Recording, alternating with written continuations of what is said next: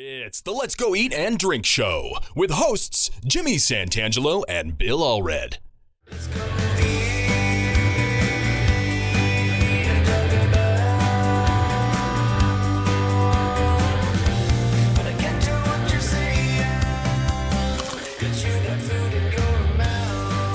I'm your announcer, Zach Caton, or Catton, or Catan, or Catlin, or Canton. And we're coming to you live on tape from Casat, in the heart of the 15th and 15th neighborhood. Casat, a wine and craft cocktail bar at 1508 South, 1500 East in the Great Salt Lake City. Our guest today is the executive editor for Salt Lake Magazine, Jeremy Pugh. Jeremy covers culture, history, the outdoors, and whatever needs a look. Jeremy is also the author of the book, 100 Things to Do in Salt Lake City Before You Die, and the co-author of the history, culture, and urban legend guidebook, Secret Salt Lake. Let's Go Eat and Drink listeners can save $5 on a one-year subscription to Salt Lake Magazine. Visit www.saltlakeMagazine.com/subscribe today and use code Let's Go Eat 24, valid through December 31st, 2024. And now, here are your hosts, Jimmy and Bill. Anytime? Anytime. Okay, well, let's go ahead. And what you said you're not using a computer? What's the deal? Cell phones seem to be a better camera than we had with the webcams. Oh. Yeah. And then where's the, this is recording it on your chip or whatever, on your thing? Yep. Yeah. Yep. And then we'll just Cool, mesh man. it that way. That sounds great to me. All right, we're okay. Let's do it. Yeah. It's time to talk. Time to talk on the Let's Go Eat and Drink show. Thank you, Zach, for that fine introduction, which none of us heard. Because we added in post. And then Zach, I write an intro for him and he records it and then he sends it to me, and I never listen to it. All that work. It's because You trust him. I trust that it's great. The voice you hear, besides Jimmy Santangelo and me, Bill Allred, it's our guest, Jeremy Pugh, and Jeremy is the executive editor of Salt Lake Magazine. Correct. And we're sitting here with some beehive cheese and some fine wine. Let me talk about beehive cheese, shall I? Absolutely. It's in a league of its own. Utah's beehive cheese elevates humble cheddar to artisanal greatness with spirited flavors that spark conversation, producing award-winning cheeses that bring friends and family and podcasters together. Beehive Cheese earned first place at the 2022 American Cheese Society competition, and they were named makers of the best American cheese in the World Cheese Awards in 2021, earning the Slow Food Snail of Approval late 2022. Beehive Cheese is also only one of 7 American cheesemakers to be B Corp certified. B Corp certified. Do you have any idea what that means, Corp. Jeremy? B Corp. They also work in charitable and non-profit ways to improve the community, is the way I understand it. You Via knew, cheese. because the first time I ever read that, I said, what the hell is B Corp certified? I don't know. And get really closer to the mic Oh, if you sure, wouldn't we mind. can get up on it. Yeah, there you go. And it, because it didn't say, it just said B Corp certified. But Dawson had to go find out what it meant. You knew. I should have called you. Yeah, it comes up sometimes. Jeremy Pugh, thank you for being here. Jeremy Pugh. Cheers. Thanks. Yes, shall we? Yeah, absolutely. We're going to have some wine and some cheese and talk about Salt Lake Magazine and talk about food and drink and all of that in general. And so what is the wine and what is the beehive cheese? The beehive cheese is barely buzzed, so it's got that really fine coffee ground rubbed around the side of it, so it really gets infused. One of their first productions, actually. This is one of their first cheeses. They do have a mother cheese, the Promontory, but A mother cheese? Mother cheese.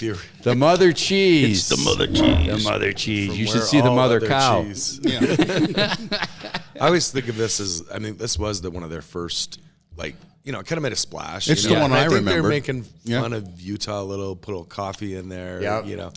But I always call it kind of a stunt cheese because of the coffee grounds on it. Yeah. And then the wine is what? Red wine, Southwest France, Domaine Philemon.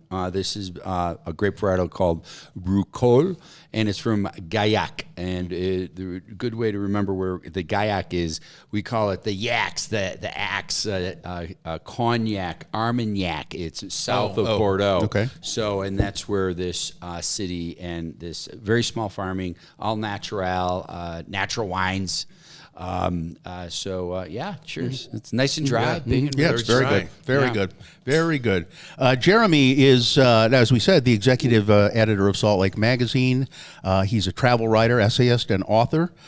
He's been writing about culture, history, and outdoors and travel for 20 years. Are you from Salt Lake, Jeremy? Yeah. Yep. Yeah, Bountiful. Okay. Well, that's Salt Lake. It's a bedroom community, is what they call it.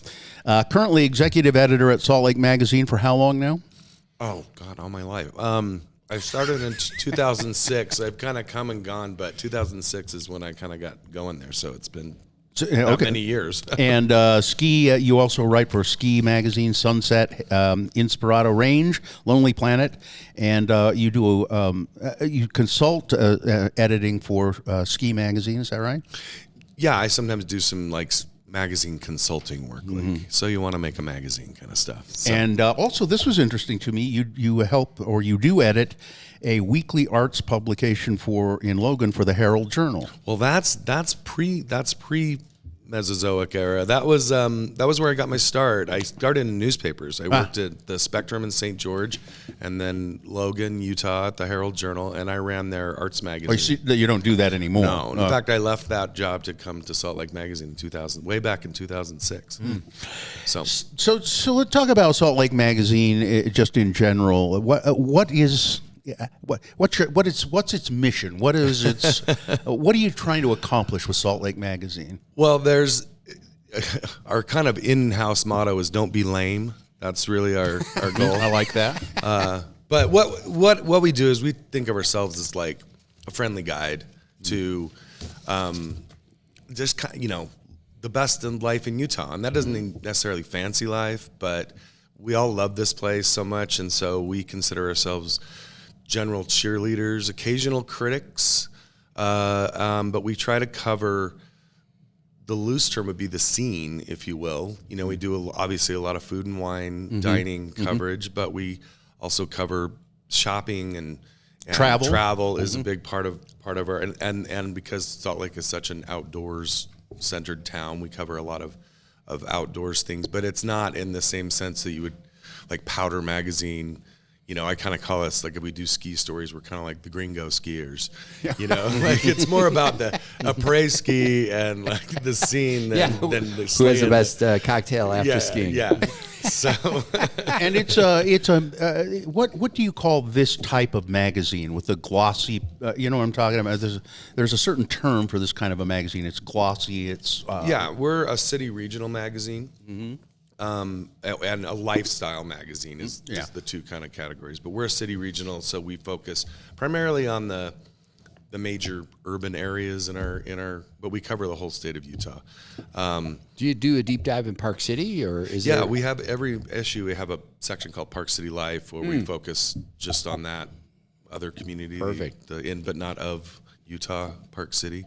I see it I see it at the grocery store all the time and in the newsstands and that, but people subscribe to it as well. Where does most of the readership come from? Picking it up issue by issue or subscribers? Primarily it's subscribers. I mean, newsstand, such as it is, that term is even kind of archaic right now. Like the news, go down to the newsstand, boy. Newsstand? Boy, go get me a copy of the paper. Yeah.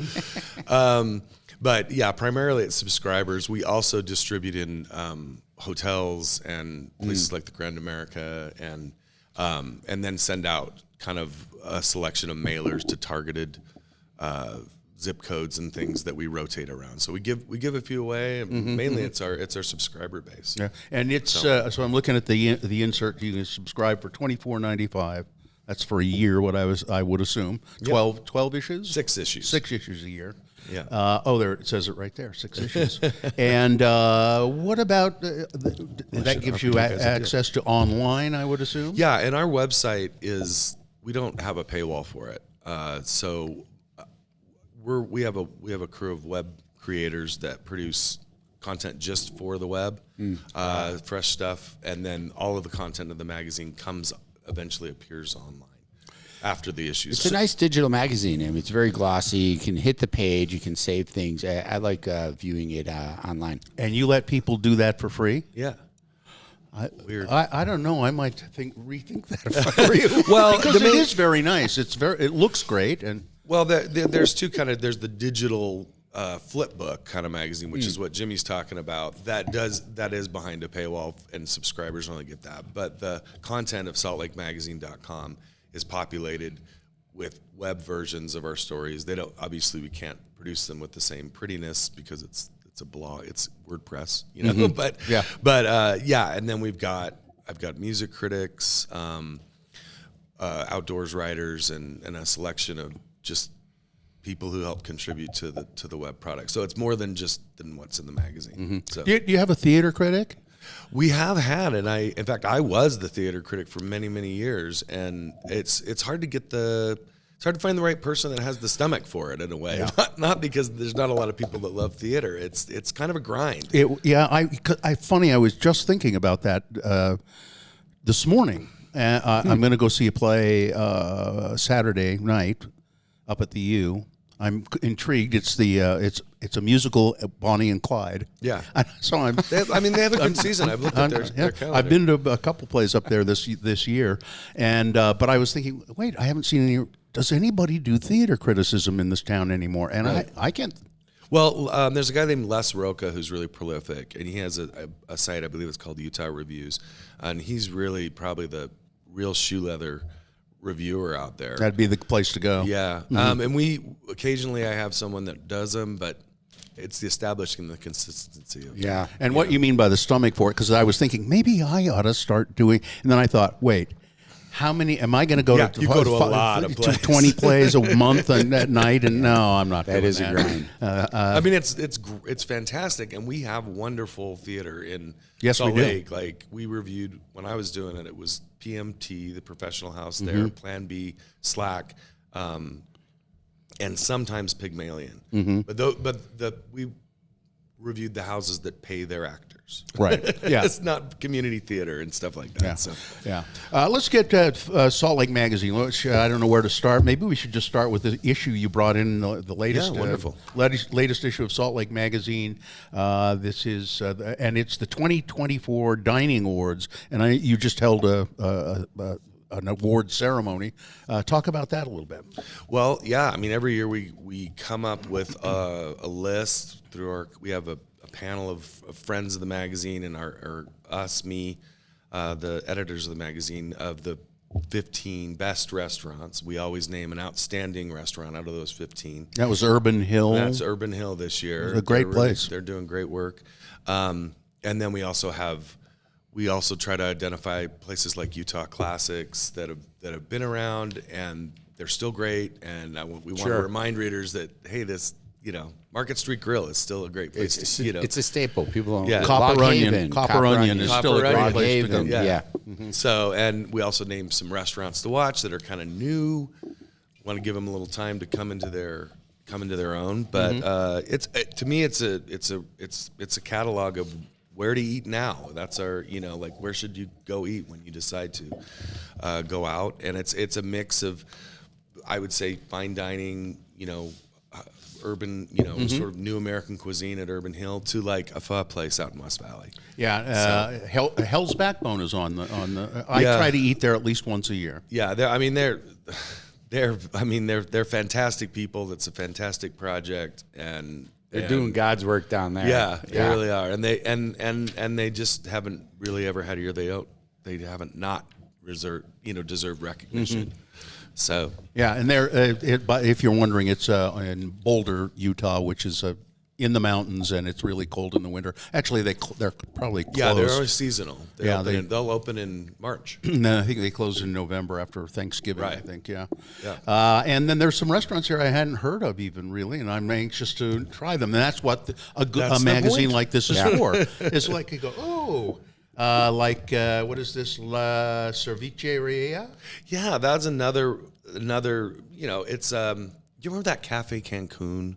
Right. That was there on forever, and it was like, who goes in? No offense to whoever owns that, but it was like, is that a Like, what is that? Is that a front? Yeah.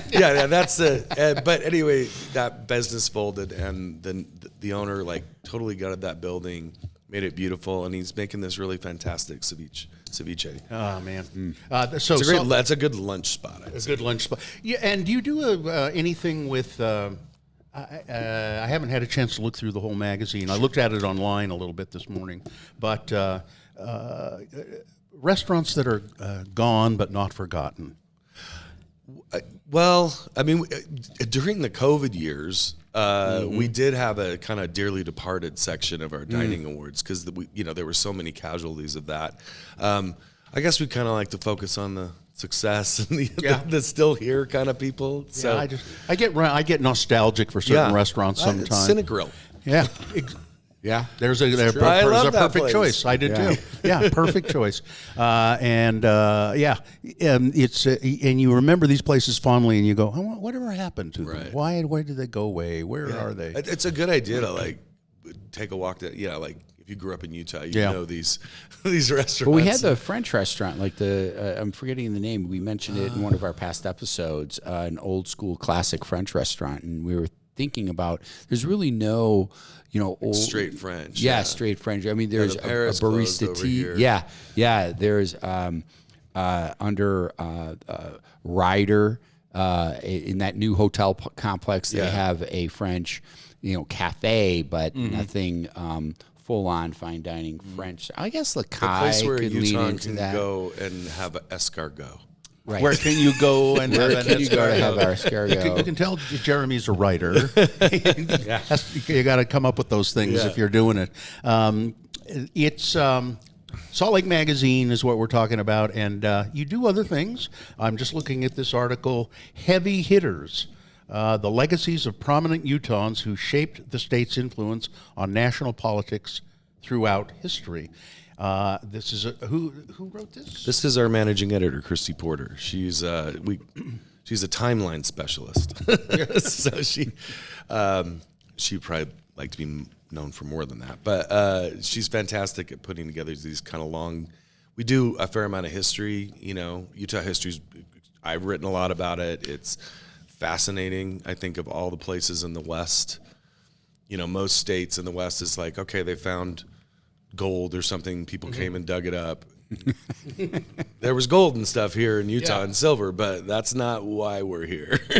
So it's a whole different, it's a unique origin story. So it's fertile ground for writing. And this piece really focused on the kind of from statehood on up to the current days of the prominent Utahns who went to Washington either as legislative officials or cabinet members and had an impact. I mean, Mariner Eccles, who is First Security Bank.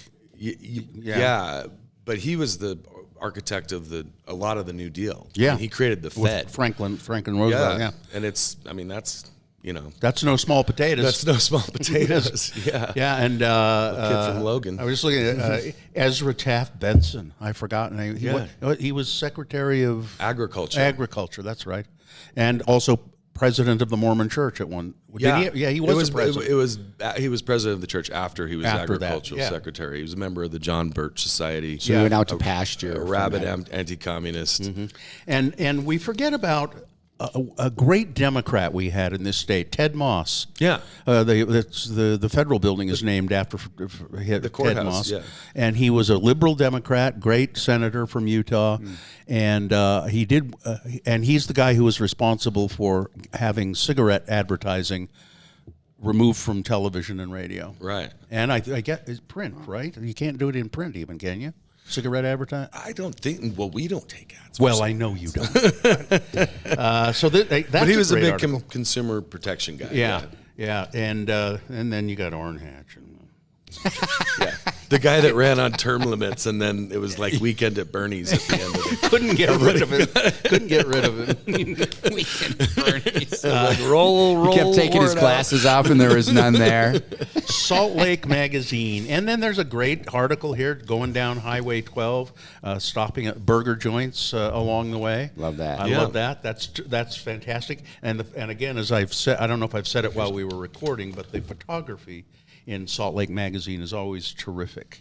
And it's fun, it's fun to go through this and look at things and say, oh, I've been there, or I should go there. Should go there. Yeah. That's what I love about the Salt Lake Magazine. I'm always folding the corners on this magazine for where I want to go back to, read the article, or that restaurant, this or that. It's I've even printed off when you had place. It was the dining guide, not an award, but you just had all the restaurants, and I have like 15 pages front and back printed out of all the restaurants that were in the state that you listed in that article. And we do that every issue. That's kind of like our index of restaurants that we've reviewed. They're it's not a pay for play thing, and. That's sort of like our phone book in the back of the book. That's fantastic. So I see, and again, this happens. I just turned the page here, and I see this thing, Turkish sand coffee is at Kava Cafe. Yesterday or the day before, my wife said, I'm going to go have Turkish coffee with so-and-so, my friend. And I said, what? Where are you going? I'm going to Kava Cafe. I said, where? Where? Kava Cafe. It's this Turkish coffee place. Haven't you heard of it? That's the way my wife always... What? You haven't heard of it? I had not. And there it is in the magazine. So I think I have to renew my subscription is what I need to do. It's all. Now I want to ask you about another thing. You wrote a book, and I believe you were on our show. Yeah, I came on X96 at some point, a couple times even. Yeah, for the book that you wrote. What's it called? Well, I wrote a book called The 100 Things to Do in Salt Lake Before You Die. Mm-hmm. I didn't like that title, but and that's exactly kind of what it sounds like. It's kind of a bucket list deal of not. Anyway, it's a grim title. Still available. Second edition. Mm-hmm. And then Mary Maloof and I worked on a book right before she passed. Mary was a former late editor of Salt Lake Magazine. We worked together for many years, called Secret Salt Lake City, which is a compendium, kind of an atlas obscura of weird Utah. Yeah. Urban myth, lore, legend, and it's a guidebook, so you can go to this. You can go to the Sumyum Pyramid, or it's for those of us who lived here a long time. None of these are like secrets, but it was really great to compile them all into a book about about 100 of them. And do you know what the pyramid is? I thought it was pronounced Summum. I think you're right. It's not Do you know what the Summum Pyramid is, Jimmy? I don't know, but I know where it is. You've seen it. I've seen it. I drive by it frequently. I don't. I always forget exactly where it is. Yeah. And then occasionally I'll be and I'll go, oh, there it is, as I drive by. It's not a place you drive by, really. Yeah. I mean, you're just kind of, whoa, yeah. I don't think you should stop because if you want to be mummified in the traditional Egyptian manner, they will mummify you. They'll do your pets too. Yeah, pets as well. For a price, it's not cheap. I looked into it once and said, no, I'm going to donate my body to the University of Utah Medical Center because that's free. Yeah. You might even get a tax write-off. Yeah. And there's no funeral costs, and then they return your ashes to your family when they're done with you. Okay. There you go. Well, that's better. But mummification is an option. Let's not rule that out. I wonder if they have any marketing for that. I thought it was a slight religion. Mummification? Yeah. I thought it was a religion for some reason. Because there is a bit of, Because a buddy of mine, he tried to open up a restaurant on the corner within the 100 yards or feet or whatever, and it was too close. And he's like, I guess it's a religion over there. Yeah, it is as well. There is I don't know if they have services or I don't know any. Yeah, there is it's got a kind of new agey, people take it serious. I mean, it is a religion. I think they have meetings and things like that. And I do know that the founder's name, it was like Amun-Ra, some Egyptian name, but his nickname was Corky. That's right. You're right. That was exactly it. Corky Amun-Ra. The priest of Osiris or something. Yeah. So Jeremy, what's the weirdest place you've ever been to in Utah or just anywhere? A weird place that you've been. I like.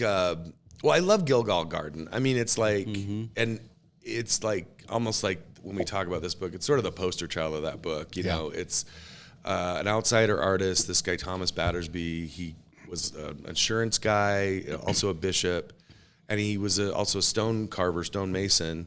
And his backyard project was like making these really elaborate, large sculptures. One of which is famously a sphinx with the face of Joseph Smith on it. Yeah. Right.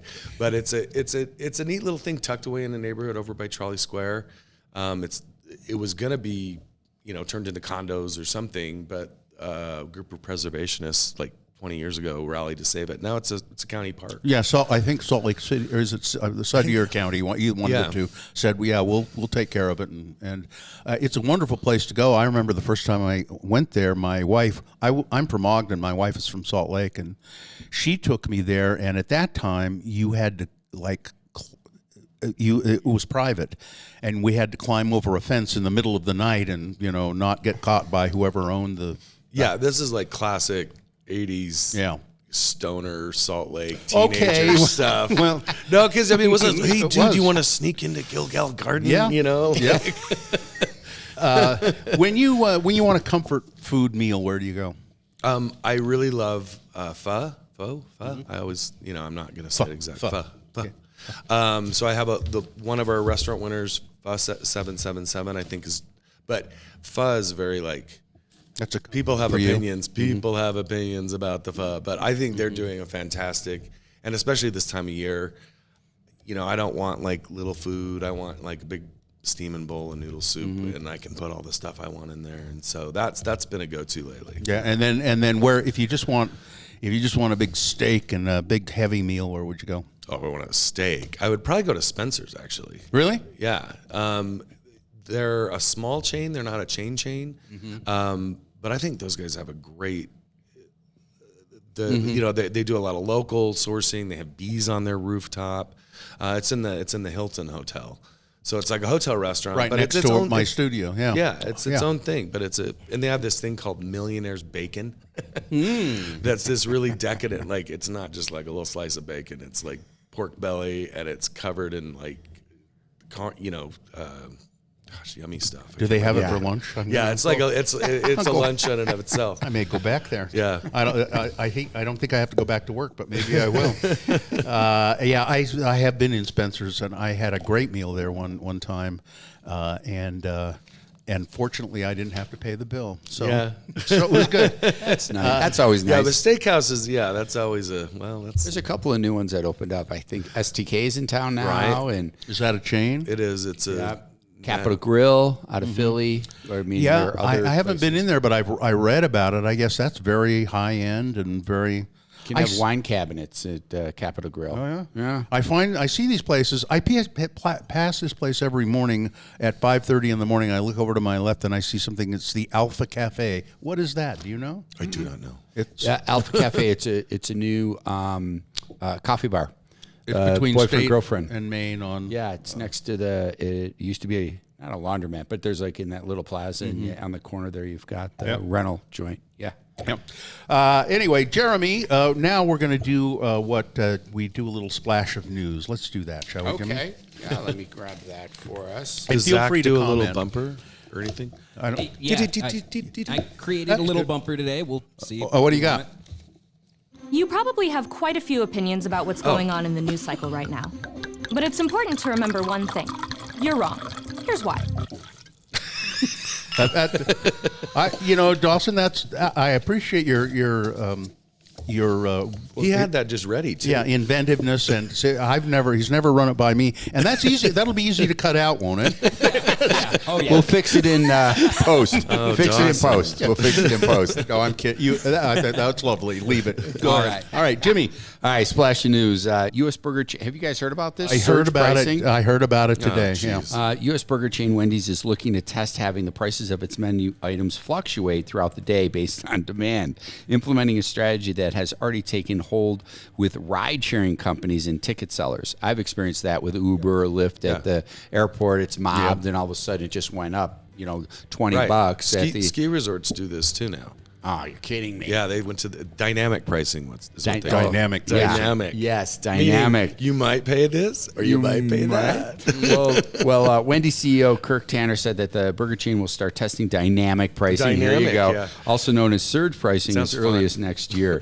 Beginning as early as 2025, we will begin testing, this is a quote, more enhanced features. I love how they're making it like it's in our favor. We're enhancing your it's not a bug, features. it's a feature. Like dynamic pricing and day part offerings, don't know what that means, along with AI enabled menu changes and suggestive selling. I think day part it'll if you want a Baconator, if you want it in the afternoon at lunchtime, it's going to cost you more than it'll cost you between lunch and dinner. If it's if it's 3 in the afternoon or something, and there are not a lot of people coming in, they'll lower the price a little bit. Silver lining, it'll be cheaper during drinking hours. Well, there you go. Okay. So between Which is like 2 and 3. I haven't bought a fast food hamburger window for me. Between drinking hours. Oh, you mean from 11 a.m. until Open to close 4 p.m. Sweet. I haven't bought a fast food hamburger in a long time, and I heard somebody say that a Baconator costs $8 now or something like that. I can attest that. We were Is on a that- road trip and stopped in on a Wendy's like in Beaver or something. And yeah, it's like you walk out of there and you're like, it's $17 for... The Wendy's in Beaver is the worst restaurant I have ever I'm not been gonna in give it in high my marks. life. I had a horrible experience there some years ago. Oh my God. Taco shop in Beaver's pretty good. It's on the other side of the highway of all the gas Yeah. stations. All right. What else we All got, right. Jimmy? Burn away cakes. Have you guys heard about this? No. Hashtag, this is a TikTok article. The hashtag pound burn away cake has racked up millions of views on TikTok, with many of the hits going to Cakes by Nams, a Canadian pastry pro named Namaya. The trick is to stack a layer of frosting paper imprinted with the design over a cake, then top it with a thin layer of edible paper. As the top layer of paper is burned away, it reveals the design underneath. There are some cake shops in New York selling these small 6-inch, 8-inch round cakes for up to $40 per cake. So you set it on fire? Yeah, Like, yeah, is it like you a burn it. flaming Dr. Pepper? kind of thing? Kind of, so you've got this thin burnable paper on top, and you light all 4 corners, and it curls up, burning away, revealing Happy birthday, Bob, Happy or birthday, whatever. Bob, or whatever. I'm skeptical. Yeah. Sounds like it could start a fire. What's a burning Dr. Pepper, Jeremy? Oh, I don't know. It's some kind of frat boy drink, isn't it? I mean, it's like it's one. You order a shot, Like an and it's- afterburner or something? Yeah, it's on fire. Yeah. It's for people who like their drinks on fire. Yeah, you have to slug it down, and if you can put your glass down and the flame is still going. Right, and your beard hasn't singed. Yeah. All right. And that's your splash of news. That's it? So does that mean we're wrapping up? We're wrapping up. Oh, Yeah, that was it. I well, was having so much yeah. fun. Another sip of that wine. Yeah, we Yeah, can, yeah, please pop have some open more. another bottle. Let's see. I want to make sure that there's something I should ask you. Please, Salt Lake Magazine, subscribe. Yeah, we'd love it. We're really proud of what we do. We think we're a friendly voice in the community. There's a lot of noise out there, and we try to cut through that noise. Are you still over in Trolley Corners? We are in Trolley Corners now, above the EOS gym. So it's really now EOS Corners. I haven't been there since our studios were Yeah, over there. that was a long time ago, and but I remember. Speaking of restaurants that are a front, never mind. We won't go there. We could talk about it. Because that building. We're around Tucci's, and one of the things I love about, I won't say it, is that they play this kind of out in the hallways, and the building gets kind of echoey. Yeah. They play this like pizza pie kind of music all day, like from like The Godfather, and I just kind of love walking out and hearing like a Frank Sinatra tune kind of warbling around the hallways. I just always wonder who goes to Tucci's. I do see people. Okay. Not lots of people. No, I was there. I went there for lunch once because our new owner wanted to take us there before we moved out of Trolley. So we went there for lunch, but that's the only time. It was okay, and it was okay. It was pretty good. It's a cool little space. It's a big space. Yeah, big restaurant. Do they still have the theaters over there? No, That's where the no. gym is. That's where 24-hour fitness used to be, and now there's a new gym there. It's been vacant, so it was our building was kind of a ghost ship for a while with just the Tucci's and us. And now it's the EOS gym. Do they still make you put a code in to go to the bathroom and in the bathrooms in the hallway? Yeah. Do you know where our studios in Trolley Corners were? What used to be there? Well, there was a bank, and then there was a great restaurant, Tokyo Boys. Oh yeah, which was back in the back corner where our offices became Tokyo Boys. I think that's maybe the first time I ever had sushi. Maybe. Yeah. Oh no, it wasn't. But sushi in Salt Lake. Become sushi aware by that point. Yeah, we went to Tokyo Boys quite often, and I don't. That's a restaurant I kind of miss. We used to. Yeah, that'd be one. And Bratton's was in there ages and ages. Seafood Grotto. Seafood Grotto. I grew up in Grotto. I grew up in Ogden. It's a grotto. And on Harrison Boulevard, Bratton's Seafood Grotto. And that may be where, I don't know, they probably started in Salt Lake and then moved to Ogden, and they had a fish market as well. Yeah. And but when I was in college at Weber State, we used to go to Bratton's. That was a lunch treat. Just go down to the grotto. Yeah, it was great. We'd sit in the grotto and have halibut. Yeah. Oh no, halibut was what you had at the ZCMI at the Tiffin Room. At ZCMI on Friday, you go to the Tiffin Room for halibut. That's what the old ladies did. Jeremy, it's been a pleasure talking to you. Yeah, likewise. Have me over anytime. Well, we will have you back. We can talk about lots of stuff. Yeah. Salt Lake Magazine. It's been around for 30 years. No, 30 years. 30 years this year. 30 years this year. I should know that. And I knew that. The latest issue is the 2024 Dining Awards. You'll see it on the newsstands at the grocery. They don't call those newsstands. What do they call this? The magazine racks. Magazine rack. Yeah. You'll see it there. But subscribe. It's only $24.95 for a year's worth of magazines, and you'll enjoy it. Thanks again, Jeremy. Absolutely. Well, let's close it out. I just want to say thanks to everybody who's listening to this. You can ask us any question you want if you go to the Let's Go Eat Show at gmail.com. The Let's Go Eat Show at gmail.com. And if you go there and if you request it and you want to sit in on a taping of the Let's Go Eat Show, we'll let you do that. But you have to you have to say, I would love to come and watch you do an episode of the Let's Go Eat Show. A live studio audience? Yeah, kind of. Yeah. What, Dawson? Oh, I mean, I think we just want people to suck up to us. Well, of course. The Let's Go Eat Show.com or the Let's Go Eat Show at gmail.com. Thanks, everybody. Thanks for Beehive Cheese for the Barely Buzzed. Thanks, Jeremy. Thanks, Jimmy. Thank you, Dawson, for producing the show. Thank you all. You'll get mentioned again in the outro, so don't worry about it. Cheers, boys. Cheers. Now we're barely buzzed. Yeah. There we go.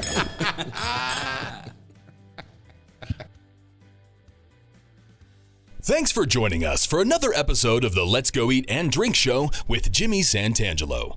You can contact Jimmy at www.thewineacademyofutah.com. As for Bill Allred, it might be best to just leave him alone. Let's Go Eat and Drink listeners can save $5 on a one-year subscription to Salt Lake Magazine. Visit www.saltlakeMagazine.com/subscribe today and use code Let's Go Eat 24. Valid through December 31st, 2024. Questions or angry complaints to the management should be directed to the Let's Go Eat Show at gmail.com. The Let's Go Eat and Drink Show is produced by Dawson Dow. Our theme music was composed and recorded by Doug Wild. Recording facilities as needed are by the Visit Salt Lake Media Center at www.visitsaltlake.com. The show is a Double Plus production. I'm Zach Caton, and now that I think about it, nobody told me how to pronounce it either. How can I be sure? Oh God.